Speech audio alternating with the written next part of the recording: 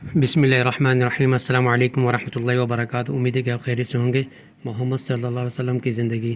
تقریباً 25 سال کی عمر میں آن حضرت صلی اللہ علیہ وسلم نے شام کا دوسرا بڑا سفر کیا، جو حضرت خدیجہ رضی اللہ عنہا کے تجارتی قافلے کے لیے تھا۔ حضرت محمد صلی اللہ علیہ وسلم نے ایمانداری کی بنا پر اپنے آپ کو ایک اچھا تاجر ثابت کیا۔ آپ صلی اللہ علیہ وسلم دوسرے لوگوں کا مال تجارت کی غرض سے لے کر جایا کرتے تھے۔ خدیجہ بنت خولید انتہائی شریف اور صاحب حیثیت خاتون تھیں۔ مکہ میں ان کا خاص مقام اور رتبہ تھا، اور قریش کے عوام اور خواص سبھی انہیں نہایت عزت و عظمت کی نگاہ سے دیکھتے تھے۔ خدیجہ رضی اللہ عنہا کا سلسلہ نسبت 5ویں پشت میں سے رسول اللہ صلی اللہ علیہ وسلم کے خاندان سے جا ملتا ہے۔ وہ بیوہ تھیں۔ اپنی شرافت نفس، پاکیزگی اخلاق اور عفت و عصمت کی وجہ سے زمانہ جاہلیت میں بھی لوگ انہیں طاہرہ کے لقب سے پکارا کرتے تھے۔ حضرت خدیجہ رضی اللہ عنہا کا کاروبار اس قدر وسیع پیمانے پر تھا کہ اہل مکہ جب کوئی تجارتی قافلہ روانہ ہوتا تو اس میں اکثریت حضرت خدیجہ رضی اللہ کے مال و اسباب سے لدے ہوئے اور اونٹوں کی ہوتی۔ آپ نے کاروبار امور کی انجام دہی و نگرانی کی غرض سے حضرت خدیجہ رضی اللہ عنہا مختلف اشخاص کی خدمات حاصل کیا کرتی تھیں۔ انہی دنوں حضرت خدیجہ رضی اللہ کو جب رسول اللہ صلی اللہ علیہ وسلم کی راز بازی اور امانت و دینت کی خبریں ملیں تو انہوں نے آپ صلی اللہ علیہ وسلم کو یہ پیغام بھجوایا کہ آئندہ جو تجارتی قافلہ مکہ سے ملک شام کے لیے روانہ ہوگا اس کی نگرانی آپ صلی اللہ علیہ وسلم کریں۔ ساتھ ہی منقول معاوضہ کا بھی وعدہ کیا۔ آپ صلی اللہ علیہ وسلم نے اپنے سرپرست و مشق چچا ابو طالب سے مشورت کے بعد اس پیشکش کو قبول فرمایا اور سفر شام کے لیے تیار ہو گئے۔ چنانچہ آپ صلی اللہ علیہ وسلم حضرت خدیجہ رضی اللہ عنہا کا مال تجارت لے کر ملک شام کی طرف روانہ ہوئے۔ توفیق الہی سے اس سفر میں بہت زیادہ منافع ہوا۔ حضرت خدیجہ رضی اللہ عنہا نے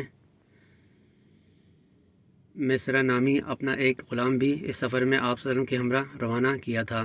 اس نے واپسی مکہ پہنچنے پر حضرت خدیجہ رضی اللہ عنہا کے سامنے آنکھوں دیکھا حال بیان کیا۔ آپ صلی اللہ علیہ وسلم کی راز بازی، معاملہ فہمی، پرہیزگاری، امانت و دینت، فہم و فراست، حسن تعامل اور دیگر صفات حمیدہ کا تذکرہ کیا۔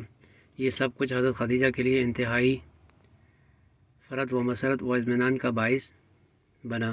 حضرت خدیجہ رضی اللہ عنہا اس سے قبل دوبارہ بیوہ ہو چکی تھیں۔ ان کا پہلا نکاح عتیق مخزومی سے اور پھر اس کی موت کے بعد دوسرا نکاح ہند تمیمی سے ہوا تھا۔ دوسری بار بھی جب وہ بیوہ ہو گئیں تو ان کے مقام و رتبے و مال و دولت کی وجہ سے بڑے بڑے سرداران قریش متعدد بار انہیں پیغام میں نکاح بھجوا چکے تھے، لیکن حضرت خدیجہ رضی اللہ اپنی ذہانت و فہم و فراست کی وجہ سے اس حقیقت کو خوب جان چکی تھیں کہ ان میں سے کوئی بھی مخلص نہیں ہے۔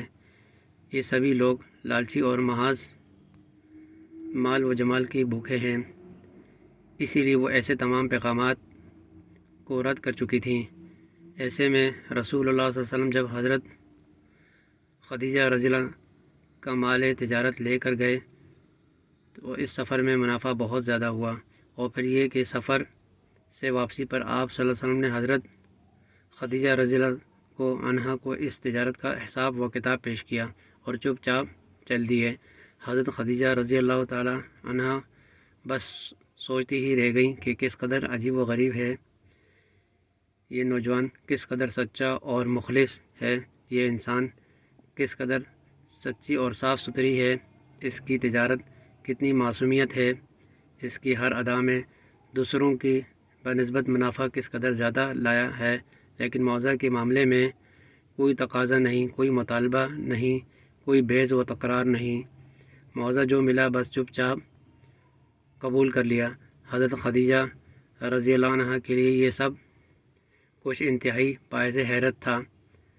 ایک طرف مسلسل پیغامات بھیجنے والے بڑے بڑے سرداران قریش جو کہ دراصل حرص و طمع کے بارے ہوئے اور مال وزر کے پجاری تھے، اور دوسری طرف سیدھا سادہ سچا مخلص اور اس قدر قناعت پسند متوکل وقانع قسم کا یہ نوجوان حضرت خدیجہ رضی اللہ عنہا کو آپ صلی اللہ علیہ وسلم کی یہی ادا بھا گئی، اور وہ سمجھ گئیں کہ یہی تو ان کی وہ متاع گمشدہ ہے جس کی وہ مدت سے متلاشی تھیں۔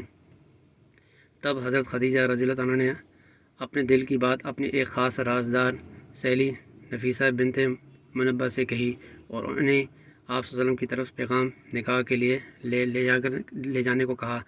نفیسہ نے یہ پیغام آپ صلی اللہ علیہ وسلم تک پہنچایا، جس پر آپ صلی اللہ علیہ وسلم نے اپنے چچاؤں خصوصاً جناب ابو طالب اور حضرت حمزہ رضی اللہ تعالیٰ عنہ سے مشورہ کیا۔ ان دونوں نے اس رشتے کی تائید کی، اور پھر یہ دونوں آپ صلی اللہ علیہ وسلم کی طرف سے اظہار رضامندی کے طور پر حضرت خدیجہ رضی اللہ عنہ کے چچا عمر بن اسد کے پاس پہنچے، اور آپ صلی اللہ علیہ وسلم کی طرف سے رضامندی کی انہیں اطلاع دی، اور یوں آپ صلی اللہ علیہ وسلم اور حضرت خدیجہ رضی اللہ تعالیٰ عنہ اس رشتے میں ازواج میں منسلک ہو گئے، اور یہ مبارک ترین رشتہ حضرت خدیجہ رضی اللہ عنہا کی وفات تک یعنی مسلسل 25 برس قائم رہا۔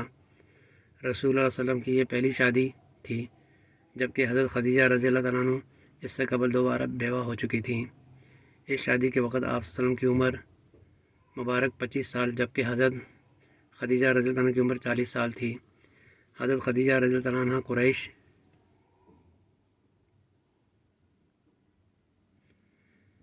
کی مالدار ترین اور معزز ترین خواتین میں سے تھیں۔ حضرت خدیجہ رضی اللہ تعالیٰ عنہ سے آپ صلی اللہ علیہ وسلم کی 4 بیٹیاں حضرت زینب، حضرت رقیہ، حضرت ام کلثوم اور حضرت فاطمہ رضی اللہ عنہ پیدا ہوئیں۔ اپنا خیال رکھیے گا، پھر ایک نئی ویڈیو میں دوبارہ حاضر ہوں گے۔ اللہ حافظ، فی امان اللہ۔